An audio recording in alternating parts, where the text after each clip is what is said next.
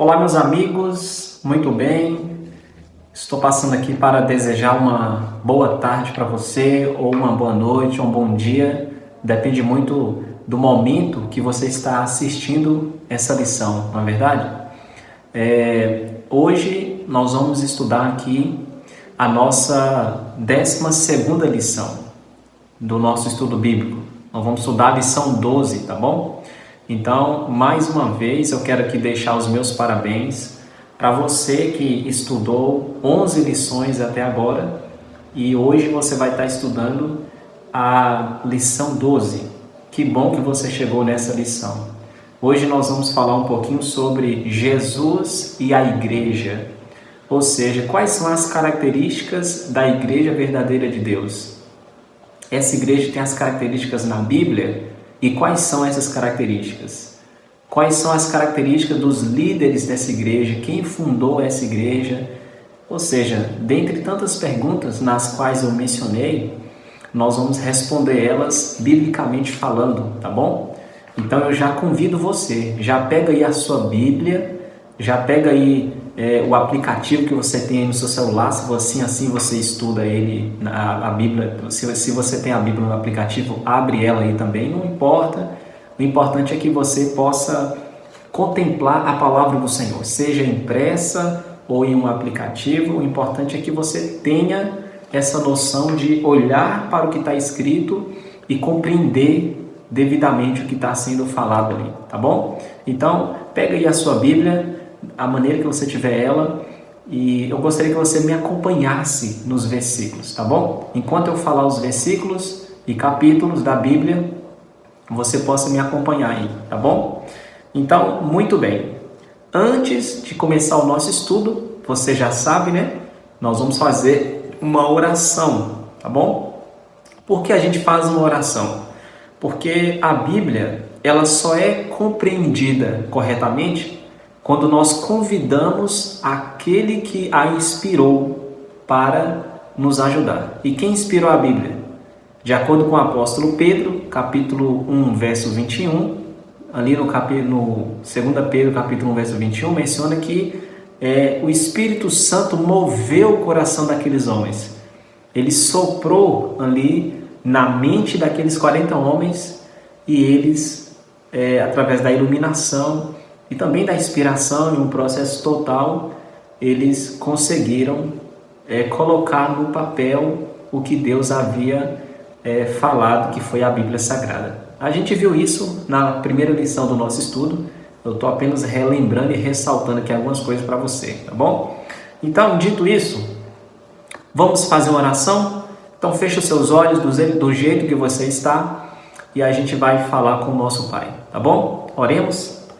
Querido Deus, soberano Criador que está nos céus, muito obrigado, Senhor, porque nos deu a oportunidade de chegar aqui na nossa 12ª lição do nosso estudo bíblico online.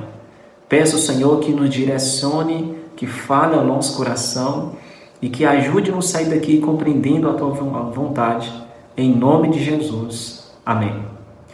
Muito bem, vamos lá para a nossa primeira pergunta. Mais uma vez eu vou ressaltar aqui.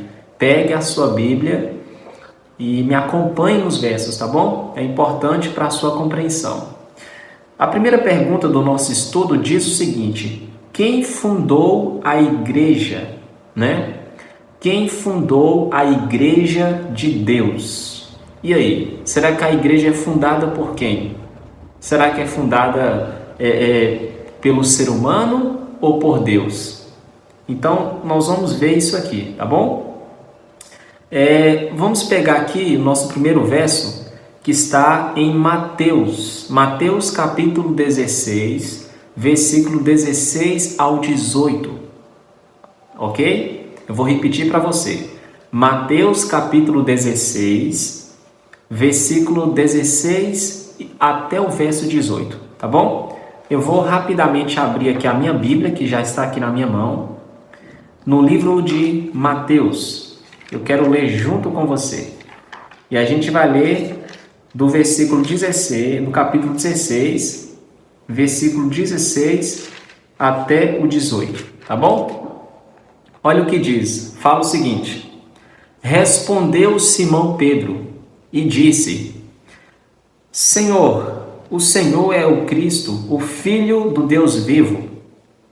E Jesus afirmou: Bem-aventurado é você, Simão Bar-Jonas, porque não foi carne e sangue que revelaram isto a você, mas meu Pai que está nos céus. Olha só o que diz no verso 18. Também eu lhe digo que você é Pedro, e sobre esta pedra edificarei a minha igreja, e as portas do inferno não prevalecerão contra ela. Jesus faz uma referência aqui, dizendo que a igreja seria estabelecida e fundada sobre ele mesmo. É importante que você entenda essa parte. Jesus aqui, nesse versículo, ele afirma que a igreja dele seria estabelecida sobre o fundamento de uma rocha. Ou seja, essa rocha simboliza a perfeição e a força que também há em Cristo Jesus. Quando Moisés feriu a rocha no deserto, ali quando ele estava naquele momento de estresse, quando Deus pediu para que ele batesse na rocha, e imediatamente não era para que ele batesse na rocha, era apenas para ele falar a rocha e ela daria água. Foi o que Deus havia falado para Moisés.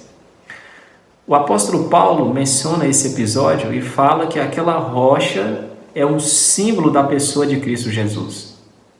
E aí Jesus, ao responder para Pedro e dando continuidade à afirmação que Pedro fez, Pedro falou assim: tu és o Filho de Deus vivo. E aí Jesus fala o seguinte: olha, Pedro, sobre essa rocha eu firmarei e edificarei a minha igreja, dando a entender que não era sobre Pedro que a igreja ia ser firmada, mas a igreja ia ser firmada e foi estabelecida, edificada sobre a rocha que é Jesus, sobre Jesus. Entendendo isso, aí a gente obtém nesse momento a resposta para a nossa primeira pergunta: quem fundou a igreja? Isso mesmo, quem fundou a igreja foi Cristo Jesus, e não Pedro, foi Cristo. Então isso significa que Jesus, ele é o principal líder da igreja, ele deve ser o centro da igreja. Quando você for à igreja, a primeira pessoa que você deve encontrar lá é Jesus. E se você for em uma determinada instituição religiosa e esta instituição religiosa não transparecer Cristo e você não sentir Cristo ali, e você perceber que há uma ausência de Cristo nessa instituição religiosa, então ali não é o lugar que Deus quer que os seus filhinhos permaneçam. Porque Deus quer que a gente permaneça em uma instituição religiosa onde Ele é o centro, onde Ele é adorado de forma verdadeira. Então, a principal função e característica que a gente precisa aprender da igreja de Deus hoje é que Cristo, ele é o arquiteto e fundador dessa igreja, tá bom? Então, quem fundou a igreja? Cristo Jesus, o nosso amado Deus, tá bom? Vamos aqui para a nossa segunda pergunta. A pergunta 2 diz o seguinte: sobre qual fundamento a igreja foi edificada? Olha só, qual foi o fundamento que a igreja foi edificada? Essa é a segunda pergunta. Se você prestou bastante atenção na resposta que a gente elaborou da primeira pergunta, você vai perceber que a resposta da primeira pergunta serve para a segunda pergunta, tá bom? Mas a gente vai em um outro texto e em um outro livro da Bíblia para a gente encontrar a pergunta para a nossa questão 2, ok? Então, abra comigo a sua Bíblia na carta de Paulo aos Efésios, capítulo 2, versículo 19 e verso 20, tá bom? Eu vou abrir aqui porque eu quero ler junto com você. Efésios, capítulo 2, versículo 19 e versículo 20, tá bom? Diz o seguinte, olha só, assim como não são mais estrangeiros e peregrinos, mas concidadãos dos santos e membros da família de Deus, edificados sobre o fundamento dos apóstolos e profetas, sendo ele mesmo Cristo Jesus, a pedra angular. Olha só o que a Bíblia nos diz aqui, meus amigos, que quem é o fundamento principal da igreja. Quando a gente fala de fundamento, a gente fala de base, aquilo que sustenta o edifício. Então, quem é a base da igreja? Quem é que sustenta a igreja? Quem é que está no centro da igreja como o pilar principal da igreja? Esse alguém é Cristo Jesus. E a Bíblia aqui em Efésios chama ele de pedra angular, ou seja, a principal pedra que sustenta toda a igreja. Essa pedra, ela é Jesus. Ou seja, é uma forma simbólica de se referir que Cristo Jesus é o líder da igreja. Ele é o cabeça da igreja. E nós somos seus membros, que formamos o corpo total, que é a igreja. Tá bom? Então, a primeira pergunta, quem fundou a igreja? Foi Jesus. Quem é o arquiteto? Ou seja, quem é o fundamento principal da igreja? Também é Jesus. Cristo edificou a igreja e ele é o fundamento dessa igreja. Tá bom? E aí, o que nos leva a entender? Que ele é o líder e ao mesmo tempo é o fundamento, é a base que sustenta a igreja dele hoje na terra, ok? Então, precisamos estar em uma instituição religiosa onde Cristo é o centro e onde Cristo é o fundamento. Você entendeu? Eu vou repetir para você. Se eu falo para você que está caçando uma instituição religiosa para fazer parte, que está procurando uma igreja para ser membro, para ali permanecer, então vai aqui 2 dicas importantes para você. E você não pode esquecer disso, hein? Anota aí. Primeira dica, procure saber se Jesus é o líder da igreja onde você está procurando ir. Segunda coisa, procure saber também se Cristo é o fundamento dessa igreja, se ele é a base dessa igreja. Se isso tudo ocorrer, você vai agora seguindo as outras instruções que a Bíblia deixa para apontar que ali é onde você deve ficar, tá bom? Então, vamos prosseguir. Pergunta 3 do nosso estudo. A pergunta diz assim: para que Deus escolheu o seu povo? Ou seja, qual foi a razão que levou Deus a escolher o povo dele? Por exemplo, você faz parte do povo de Deus. Você faz parte da família de Deus. E a pergunta 3, parafraseando ela, fica o seguinte: por que Deus escolheu você, escolheu o povo dele? Qual foi a razão que levou Deus a escolher eles? Bom, para essa pergunta, nós vamos abrir a nossa Bíblia em 1 Pedro, a carta de Pedro, capítulo 2, verso 9, tá bom? Vamos abrir aqui juntos. Eu peço a você que me acompanhe nos versículos, tá bom? Mais uma vez eu volto aqui a repetir. É importante para você que você possa abrir a Bíblia e ler comigo os versículos, tá bom? Então, 1 Pedro capítulo 2, verso 9, diz assim: vocês, porém, são geração eleita, sacerdócio real, nação santa, povo de propriedade exclusiva de Deus, a fim de proclamar as virtudes daquele que vos chamou das trevas para a sua maravilhosa luz. Ok? Então, respondendo aí a nossa pergunta, fica o seguinte: por que Deus escolheu o seu povo?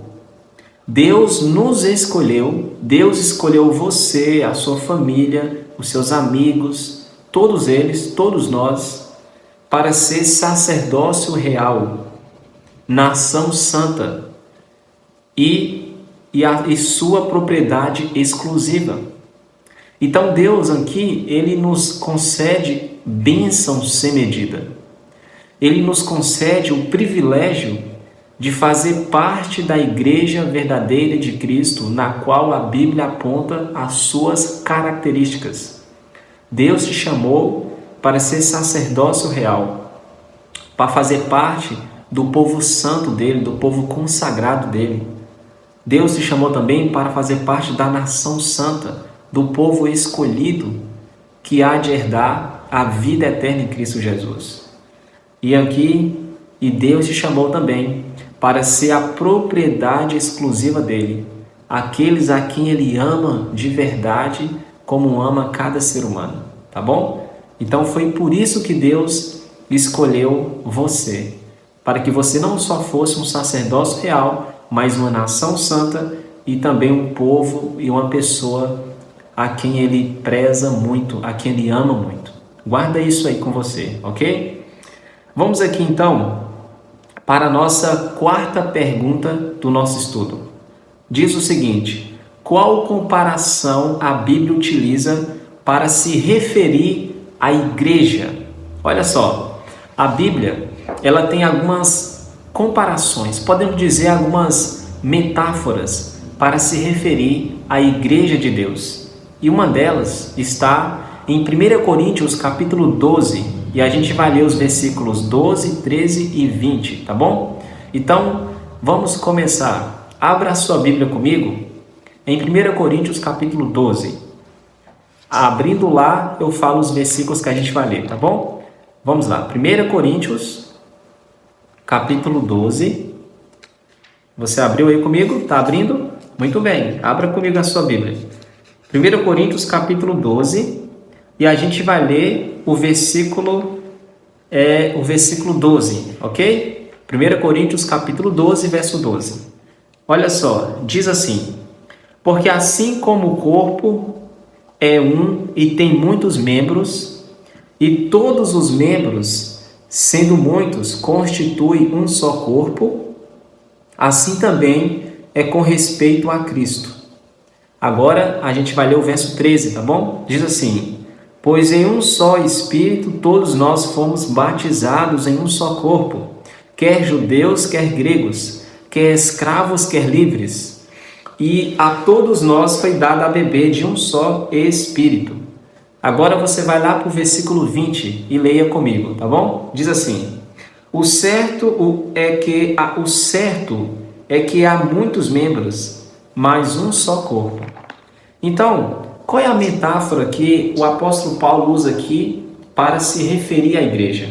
Ele compara a igreja de Deus a um corpo.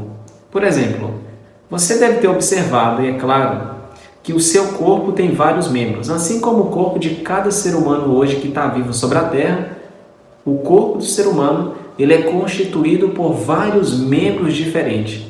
Você tem a sua mão que faz uma função de pegar as coisas e várias outras coisas. Você tem o pé que ajuda na sustentação do seu corpo.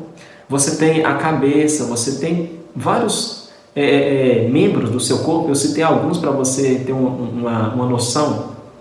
E cada membro do nosso corpo, ele ajuda em uma função vital para o desenvolvimento da nossa vida. A igreja de Deus funciona desse jeito. Ou seja, nós fazemos parte da igreja de Deus e somos membros da igreja de Deus. Cada um dos membros dessa igreja tem funções diferentes, mas todos trabalham para o mesmo propósito. E qual é esse propósito, Adriel? É o propósito de ajudar na edificação da igreja de Cristo. Então Cristo é o cabeça, ou seja, Cristo é o guia, é o centro, é a pedra angular, é o fundamento. Ele é o nosso alvo e todos nós trabalhamos nesse corpo que forma a igreja de Cristo tendo ele como centro, tá bom? Imagina a seguinte coisa: Cristo é a cabeça do corpo e todos nós somos os membros que formam o corpo, entendeu? E isso é o que traz a ideia de igreja hoje. Então, quando a Bíblia ela menciona o corpo, mais ou menos nesse sentido que faz referência à igreja, quando faz referência ao corpo de Cristo, está se referindo à igreja de Cristo, aquela que tem as suas características marcadas na Bíblia Sagrada, tá bom? Então, vamos aqui para a nossa pergunta 5, que diz o seguinte: por que Deus estabeleceu a liderança da igreja? Então, você deve conhecer e entender algo interessante. Deus fundou a igreja, ele é a pedra angular, assim como o fundamento também. Só que a igreja de Deus, ela precisava e precisa de líderes competentes, líderes que chamam o pecado pelo nome, líderes que é inimigo do mal e é amigo do bem. Então, a pergunta é: por que Deus estabeleceu líderes para a igreja dele? Então, vamos abrir aqui a Bíblia em Atos capítulo 20, versículo 28 e 29, tá bom? Vou repetir para você. Atos capítulo 20, e você vai ler comigo o versículo 28 e o versículo 29, ok? Então, vamos lá, vamos começar. O livro de Atos, capítulo 20. O livro de Atos, eu vou repetir para você novamente. Atos, capítulo 20, versículo 28 e 29, tá bom? Então, vai abrindo aí a sua Bíblia comigo para você me acompanhar, ok? Eu vou ler aqui o verso 20 do capítulo, o verso 28 do capítulo 20 de Atos, tá bom? Diz assim: cuidem de vocês mesmos e de todo o rebanho no qual o Espírito Santo os colocou como bispos, para pastorear a igreja de Deus, a qual ele comprou com o seu próprio sangue. Eu sei que depois da minha partida, verso 29 agora, aparecerão no meio de vocês lobos vorazes, que não pouparão o rebanho. Então, a nossa pergunta ficou bem clara, não ficou? Então, por que Deus estabeleceu a liderança da igreja? Deus estabeleceu a liderança da igreja com a seguinte finalidade: para que essa liderança, composta por homens e mulheres, pudessem liderar e cuidar do rebanho, ou seja, cuidar das pessoas, dos membros que compõem a igreja. Foi por isso que Cristo ele estabeleceu e deu dons às pessoas que lideram essa igreja, para que o dom delas pudesse edificar o corpo de Cristo, ou seja, a igreja de Cristo. Tem pessoas na igreja que cantam, algumas pregam, outras ajudam na recepção, outras é diretor e diretora de departamentos diferenciados da igreja, e isso ajuda porque cada um tem uma função diferente, e quando soma as forças, soma os dons e soma os talentos, forma a unidade da igreja, e aí serve para a glorificação e a exaltação do nome de Cristo, tá bom? Então, por que Deus estabeleceu a liderança da igreja? Deus estabeleceu a liderança da igreja para ajudar no pastoreio do rebanho de Cristo, o nosso pastor supremo, tá bom? Vamos aqui para a pergunta 6. Quais devem ser as qualificações desses líderes da igreja? E aí, como é que devem ser as qualificações desses líderes? Ou seja, Deus estabeleceu os líderes da igreja, mas quais são as características desse líder? Será que é qualquer pessoa que deve liderar a igreja de Deus? Se não é qualquer pessoa, então quais são as lideranças desses homens e mulheres escolhidos por Deus para estar à frente da sua obra de liderar a igreja? Quais são as características dessas pessoas? Para isso, nós vamos ler primeira carta de Timóteo, capítulo 3, versículo 1 ao 13, tá bom? Então, vamos pegar aqui e a gente vai ler alguns versículos importantes dessa carta para que a gente compreenda um pouquinho, tá bom? Então, abra comigo a sua Bíblia em 1 Timóteo, capítulo 3, versículo 1 ao versículo 13, ok? Então, vamos lá. Eu peço você que não deixe de abrir a sua Bíblia, viu? Pode abrir a sua Bíblia aí e a gente vai ler juntos, tá bom? Diz o seguinte: fiel é a palavra. Se alguém deseja o episcopato, excelente obra almeja. É necessário, pois, que o bispo seja irrepreensível, esposo de uma só mulher, moderado, sensato, modesto, hospitaleiro, apto para ensinar. E aqui diz o verso 3, não dando ao vinho, nem violento, porém cordial, inimigo de conflitos, não avarento, e que governe bem a própria casa, criando os filhos sob disciplina, com todo respeito. Pois se alguém não sabe governar a própria casa, como cuidará da igreja de Deus? E olha só o versículo 6, que o bispo não seja recém-convertido, porém não acontecer que fique cheio de orgulho e incorra na condenação do diabo, né? Verso 7, é necessário também que ele tenha bom testemunho dos de fora, a fim de não cair na desonra e no laço do diabo. Então, como é que deve ser as características dos líderes que compõem a igreja de Deus, a igreja de Cristo? Essas pessoas, esses homens e mulheres, alguns são pastores, outros são pastoras, outros são membros e diretores de algum departamento. Essas pessoas que lideram a igreja de Deus, elas precisam ser pessoas sensatas, de espírito manso, de espírito tranquilo, precisam ser pessoas sábias, precisam ser pessoas principalmente espirituais. Elas precisam entregar diariamente a vida a Cristo, ser um exemplo tanto em palavras quanto em ação.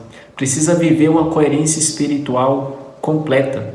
E além disso, precisa estar cada vez mais próximo de Deus e continuar estudando a palavra de Deus profundamente todos os dias, para que assim as pessoas que olharem para esses líderes de Deus possam ver Jesus neles, possam ver boas características e bons exemplos ser seguidos, tá bom? Então essas são as características dos líderes de Deus das igrejas hoje, que são fundadas por ele. Então vamos aqui para a nossa penúltima pergunta do nosso estudo. Quais são as marcas da identidade da igreja de Deus nos últimos dias? Olha, essa parte aqui é interessante. Deixa eu te falar uma coisa. A igreja de Deus, ela tem as suas características na Bíblia. Hoje no mundo, há mais de 36 mil grupos religiosos. E a pergunta é, como identificar entre esses 36 mil grupos religiosos a igreja de Deus, a igreja verdadeira? A resposta está na Bíblia. A Bíblia deixa algumas características que nos ajudam a encontrar a igreja verdadeira de Cristo. E eu convido você em Apocalipse capítulo 14, verso 12, e a gente vai observar duas características importantes que nos dá aí um norte a ser seguido em relação e em direção à igreja que é edificada por Cristo e que tem Ele como centro. Vamos lá? Apocalipse 14, versículo 12. Eu vou abrir aqui a minha Bíblia e eu vou ler junto com você, tá bom? Então eu peço a você que não feche a sua Bíblia, que deixe ela abertinha aí para a gente estar lendo, tá bom? Apocalipse 14, verso 12, diz o seguinte: aqui está a perseverança dos santos, os que guardam, olha só as características da igreja de Deus aí, hein? Vou repetir de novo o verso. Aqui está a perseverança dos santos, os que guardam os mandamentos de Deus e a fé em Jesus. Então, está aqui duas características da igreja verdadeira de Deus. A primeira característica é uma igreja que guarda os mandamentos de Deus. E a segunda característica é uma igreja que tem fé em Jesus. Entendeu? Então, se você está, eu volto a afirmar para você, se você está procurando uma instituição religiosa para fazer parte, para estar visitando, para estar permanecendo ali como membro ou membra, você precisa levar em consideração essas duas características. Se essa igreja guarda todos os mandamentos de Cristo, que está lá em Êxodo capítulo 20, do 13 ao 17, se essa igreja guarda todos os mandamentos de Deus e tem a fé em Jesus, então você precisa analisar direitinho se é realmente isso que está acontecendo nessa igreja. Se for, você vai receber mais algumas características, e se tudo as características dessa igreja estiver corretamente segundo a Bíblia, é lá que Deus quer que você faça parte, tá bom? Mas é importante que você procure analisar se nessa instituição religiosa contém essas características ou não, tá bom? Vamos aqui agora para a nossa última pergunta do nosso estudo. Qual é a missão da igreja, hein? Já que Cristo é o arquiteto e fundador e edificador da igreja, ele escolheu líderes e ainda colocou algumas características nessa igreja para nos ajudar a identificá-la. Então, essa igreja ela só pode ter uma missão. E qual que é a missão dessa igreja? Para essa resposta, eu convido você a abrir comigo a sua Bíblia em Mateus capítulo 28, versículo 18 a versículo 20. Eu acredito que você deve ter lido esse verso aqui em algum lugar. A gente vai ler juntos novamente, tá bom? Ali naquele momento que Cristo havia ressuscitado, e ali estava prestes a subir aos céus, mas antes ele deixou para os seus discípulos uma missão importante. E que essa missão que ele deixou para os seus discípulos é a mesma missão que ele deixou para a sua igreja hoje do século 21, tá bom? Então, Mateus capítulo 28, versículo 18 ao verso 20, diz assim: Jesus, aproximando, falou-lhes dizendo: toda autoridade me foi dada no céu e na terra. Portanto, vão e façam discípulos de todas as nações, batizando-os em nome do Pai, do Filho e do Espírito Santo, ensinando-os a guardar todas as coisas que vos tenho ordenado a vocês, e eis que estou com vocês todos os dias até a consumação do século. Ou seja, Jesus ele nos deu a missão e ele mesmo nos acompanha para o bom desenvolvimento dessa missão. É interessante. Então, qual é a missão dessa igreja? A missão dessa igreja é pregar o Evangelho, é expandir a obra do Evangelho, é levar a palavra de Deus para todas as pessoas que existem na face da terra, para que assim Jesus possa voltar. Entendeu? Então vamos recapitular aqui o nosso estudo de hoje. Hoje nós estudamos sobre a igreja verdadeira. E a gente viu que Cristo deve ser o centro da igreja e que ele é o fundamento, a pedra principal, ou seja, ele é a base da igreja verdadeira. Nós vimos que a igreja de Deus ela tem líderes, e esses líderes são compostos por homens e mulheres capacitados pelo Espírito Santo, e também são homens e mulheres que receberam dons e talentos do Espírito Santo para o bom desenvolvimento da obra e para a edificação da igreja. E vimos que essa igreja de Deus ela tem duas características importantes nas quais você precisa levar em consideração na sua vida. A primeira característica, ela guarda os mandamentos de Deus. Segunda característica, essa igreja tem a fé em Jesus. E podemos colocar como uma terceira característica, que essa igreja ela tem a obra do Evangelho como uma distinção e como uma marca na sua vida, como algo que a leva a ser identificada como a igreja de Cristo. Ou seja, ela prega o Evangelho a todo mundo na geração, ela guarda os mandamentos de Deus e ela também tem a fé em Jesus Cristo. Então são essas as características da igreja verdadeira de Deus. E eu volto a afirmar e frisar o que eu tenho dito durante essa lição. Se eu falo para você que um dia pensou em procurar alguma igreja para congregar ou para ser membro, eu convido você a analisar esse estudo de hoje e procurar essa igreja segundo as características que você aprendeu agora. Se a igreja que você está procurando, ela guarda os mandamentos de Deus, ela tem a fé em Jesus, ela prega o que está na Bíblia de forma coerente e consistente, ela evangeliza mundialmente, então permaneça nessa igreja, porque Cristo está lá. Mas se você ainda não encontrou a igreja de Deus, a igreja verdadeira, continue procurando, pois o Espírito Santo há de guiar você na igreja onde Ele quer que você seja membro, onde Ele quer que você permaneça, ok? Dito isso, eu convido você, nesse momento, a orar comigo.